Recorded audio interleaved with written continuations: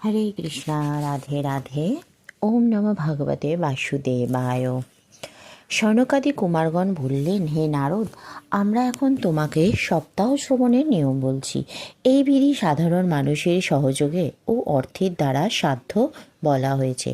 সর্বপ্রথমে পণ্ডিত দৈবযজ্ঞদের সঙ্গে পরামর্শ করে দিনক্ষণ দেখা দরকার। তারপর বিবাহে যেমন একটা খরচের ব্যাপার হিসেব করতে হয়, এখানেও সেই রকম অর্থ সংস্থানের প্রয়োজন। কথা আরম্ভ করতে আষাঢ়, শ্রাবণ, ভাদ্র, আশ্বিন, কার্তিক ও অগ্রহায়ণ এই 6 মাসই শ্রোতাদের মুখের পক্ষে প্রশস্ত। হে দেবর্ষি, এই মাসগুলির মধ্যে আবার ভদ্রা, ব্যতিপাত ইত্যাদি দোষযুক্ত যোগগুলি সর্বদা ছেড়ে দেওয়া দরকার। তারপরে অন্যান্য লোকেরা যারা এই ব্যাপারে উৎসাহী তাদের ডেকে বিভিন্ন কাজের দায়িত্ব দেওয়া প্রয়োজন। তারপর সর্বত্র এই খবর প্রচার করা দরকার যে এখানে ভাগবত কথা হবে। সকলের সপরিবারে অংশগ্রহণ প্রার্থনা করবে।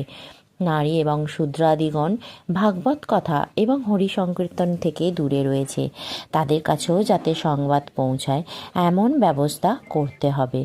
দেশে বিদেশে যেসব বৈষ্ণব ভক্ত এবং হরি সংকীর্তন প্রেমী রয়েছেন তাদের কাছে অবশ্যই নিমন্ত্রণপত্র পাঠানো দরকার। সেই নিমন্ত্রণপত্র লেখারও বিধি এই রকম বলা হয়েছে। হে মহানুভবগণ, এখানে সপ্তাহব্যাপী সৎপুরুষদের অতি দুর্লভ সম্মেলন হবে এবং অপূর্ব রসময়ী শ্রীমদ্ভাগবত কথা পাঠ হবে। আপনারা ভাগবতের রসের রসিক, অতএব শ্রীমদ্ভাগবত ভাবনামৃত পান করে প্রেম ভরে সত্বর আগমন করুন। যদি বিশেষ কোনো কার্যবশত 7 দিনের জন্য যোগ দিতে না পারে, তাহলেও অন্তত 1 দিনের জন্য অবশ্যই কৃপা করে আসবেন, কারণ এখানকার কোনো এক মুহূর্ত তো অত্যন্ত দুর্লভ। এই রকম বিনীতভাবে তাদের নিমন্ত্রণ করতে হবে এবং যারা আসবেন তাদের উপযুক্ত বাসস্থানের ব্যবস্থা করতে হবে। কথা শ্রবণ কোনো তীর্থস্থানে, বনে অথবা নিজের বাড়িতেও শুভ বলে মনে করা হয়। যেখানে বেশ বড় সড়ো খোলা জায়গা আছে সেটাই কথাস্থল হওয়া উচিত।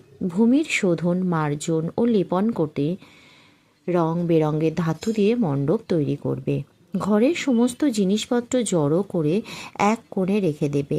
5 দিন আগে থেকে সযত্নে পাতবার কাপড় ইত্যাদি জোগাড় করবে এবং কলা গাছে সুশোভিত এক উঁচু মঞ্চ তৈরি করবে। তার চারিদিকে ফল, পুষ্প এবং চাঁদোয়া দিয়ে সুসজ্জিত করবে। চারিদিকে ধ্বজা